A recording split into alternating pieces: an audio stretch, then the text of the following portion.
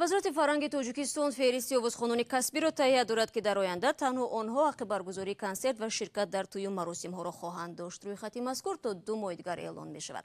Масъулини вазорати фарҳанг овозхонҳоро пас аз арзёбии сатҳу сифати тарона, мусиқӣ ва шеваи тақдими он ба ин феҳрист шомил мекунанд. Ба бовари вазорат, бо ин васила аз ҳунармандони ба истилоҳ хасакӣ раҳо хоҳанд шуд.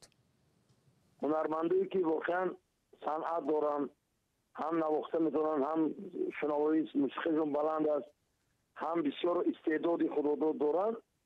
хеле одамон мо дар мешиносем, чун унҷа гурӯҳи комиссия ман кардаги ҳастам.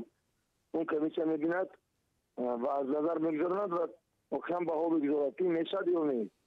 барои ман ҳамин хел дида баҳо дода мо иҷозат медиҳем. агар чанд кас омад хостанд консертҳое чиянд, толори пулаша бетимада барои пул гап намерад.